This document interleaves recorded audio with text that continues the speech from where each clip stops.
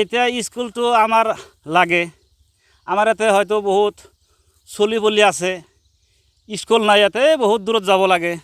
তো স্কুলটো আমার লাগব, সরকারের কাছে এটু মোর অনুরোধ, শিক্ষামন্ত্রীর তাতে অনুরোধ, হয়তো মুখ্যমন্ত্রীর তাতেও মোর অনুরোধ, স্কুলটো ইয়াত আমাক করে দিব লাগে। এটুই আমার আর কি আবেদন। স্কুলখনৰ নাম কি আছিল? স্কুলখন হল আপনাৰ মজিবৰ প্ৰাথমিক বিদ্যালয়।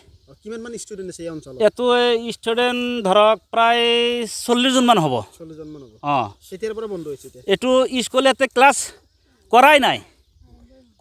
এইটো তাৰমানে ঘৰটো বনাই থৈ কেনে আৰু এতে কাম লেখা পঢ়া কৰা নাই। আগতে আমি জানা মতে চৈদ আলী চৰত আছিল, চৈদ আলীৰ চৰৰ পৰা সেফটি অৰ্ডাৰ কৰি এতে ঘৰটো বনাইছে। অঁ, গৰখহনীৰ কাৰণে তাৰ পৰা সেফটি অৰ্ডাৰ কৰি ইয়াতে বনাইছে, কিন্তু ঘৰ বনোৱাৰ পিছত একদিনে ক্লাছ কৰা নাই। এইটো স্কুল প্ৰায় 3 বছৰমান হ'ল।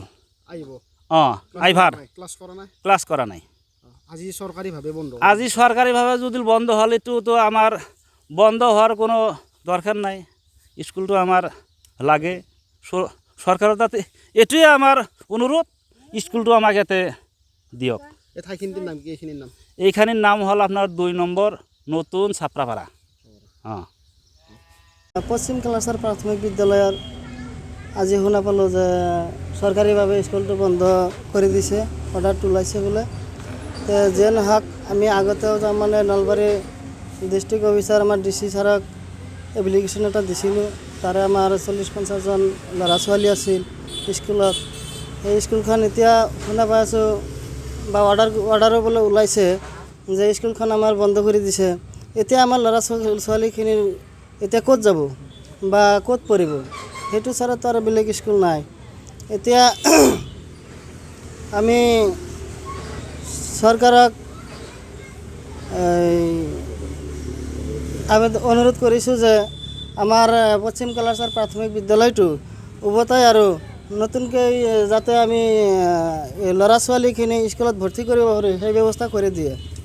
কিমান মান ষ্টুডেণ্ট আছিল তাত? 40-50 জন আছিল। এতিয়া বাৰিষাৰ সময়ত ধৰক পানী হৈ নাৱত যাব লগা হয়, বহুত অসুবিধা হ'ব। যাবই নোৱাৰিব, কোনো স্কুলতো যাবই নোৱাৰিব। তাৰমানে এফালেও নদী স্কুল, ল'ৰা ছোৱালীখিনি যাব নোৱাৰিব, শিক্ষাৰ পৰা বঞ্চিত হ'ব। প্ৰাথমিক শিক্ষাৰ পৰা আমাৰ ল'ৰা ছোৱালীখিনি বঞ্চিত হ'ব।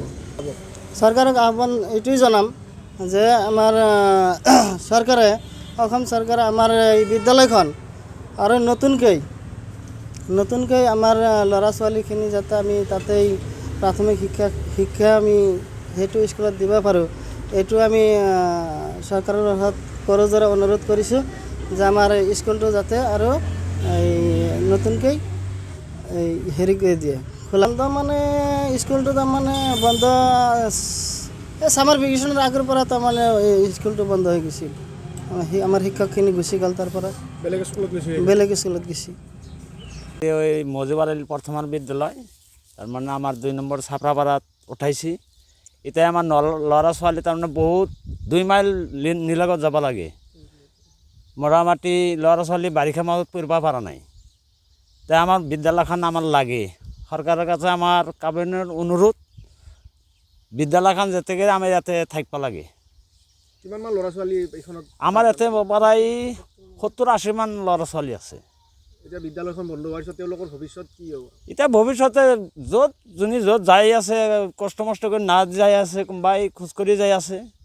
কিমান কিলোমিটাৰ দূৰত? ইয়াৰ পৰা এই 2 কিলো 2.5 কিলো মান নিলগত হ'ব। খোজকাঢ়ি যাব লাগে।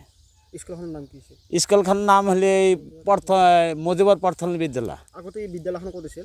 এখন বিদ্যালয় আগতে ছাপড়াপাড়াত আছিল। কেইমাহমান পিছত আহিছে? তাৰপিছত আহি কিনে চৈদুলেশ্বৰত উঠাইছিল। এতিয়া চৈদুলেশ্বৰৰ পৰাই আমাৰ ছাপড়াপাড়াত উঠাৰ পিছত আৰু ইয়াতে ক্লাছ কৰা নাই।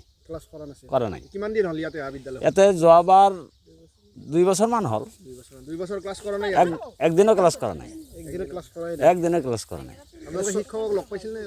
শিক্ষকে ইয়াদি গুচি গৈছে। শিক্ষকক আমি বহুত কৈছোঁ। এতিয়া শিক্ষক বোলে ঘৰুৱা বা ক'ৰবাত বোলে ক্লাছ কৰি আছে।